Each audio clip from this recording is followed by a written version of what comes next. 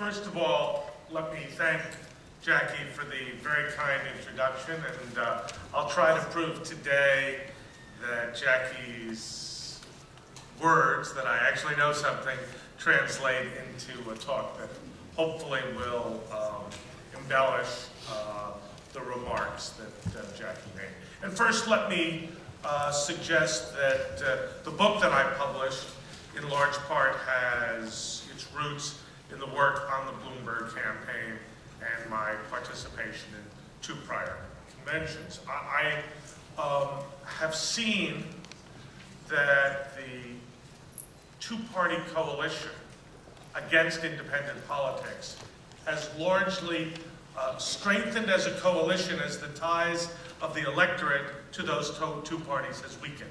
That is, the 2 parties have become more committed to weakening the voice of independence as the electorate has become less tethered to those 2 major parties.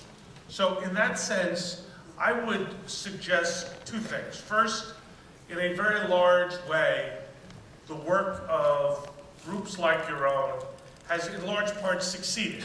And I think that the presentation that Jackie just made is one that is not only justified by the electoral results, but is also a fitting climax to years and years of labor by people such as yourselves, many old friends and many new friends. But I also think, Jackie, that there are new challenges. You speak of new paradigms. And I would tell you that my first book on independent politics was inspired by, as I said, your work and the work of the Bloomberg campaign. But I would say that there are new challenges of political reform that are raised by the Obama victory. And my next book, I say this to you here, I don't know if I call this breaking news, but certainly as far as I'm concerned it is. Next book is How Can Government Itself Respond to the Changes in the Electorate to further open up the system to allow independents and people of goodwill to participate, to broaden our government. If there is a hypothesis behind my work, which I think reflects your values, it's that an open, inclusive system that is bottom-up offers the greatest chance for positive change. And I say that because I think we all believe, and certainly President Obama's election suggests, that a more open, inclusive system gives us a chance not only to open our electoral system, but also to end wiretapping, to promote policies that end unlawful detention, but beyond that, offer us the prospect for health care for all, offers us the chance for quality education, offers us the chance to really reclaim our country. And I would say to you, as I've thought about the challenge since in the last year or so since I began this work, I would tell you that there is still room to reform our congressional election system, reform lobbying, to open up presidential elections, to do away with closed primaries, to try to build an open, inclusive system that involves citizens in decision-making, that encourages national service on the broadest possible levels, and encourages citizen initiatives to change our country. Because the bad news, Jackie, I hate to tell you, is that while we've had great success politically, the country as a country faces challenges that I think we can all agree are more serious than we've ever faced before. The Ross Perot, who was speaking of taking back our country in 1992 in the midst of a recession, was facing economic conditions that would now seem timid. We're involved in 2 wars that are, at the very least, unsuccessful and a terrific drain on our resources. Our standing around the world is arguably in the process of being reclaimed with President Obama's election, but we still have a long way to go. And as a country, unless we are able to do it in an inclusive, broad-minded way, the net result will be that the vision and the dream and the aspirations that this victory has presented for us will be unrealized unless we can make the kind of changes we need. I think what I took from President Obama's victory, both generally and specifically the conversation with Russ Ouellette in New Hampshire, which I remember watching live on C-SPAN itself, is that this is really going to be citizen-driven and citizen-dominated. So from my point of view, what I have learned as an observer and analyst of independent party activities and independent politics is that unless independents themselves drive the engine with initiatives and reforms of the type that you all have championed, we will not be as successful as we can be.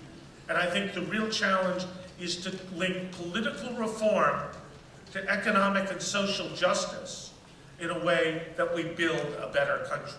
Because all of us, I think, realize that where we stand now as a nation, with the challenges we face, are such that the implicit bargain we made as citizens is really up for grabs, which is, support the federal government, support your state and local government, and you'll have a decent life.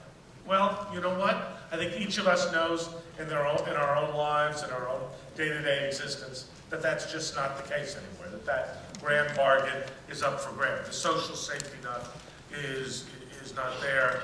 Our economic system doesn't work the way it should, and every question about how society is operating and should operate is on the table.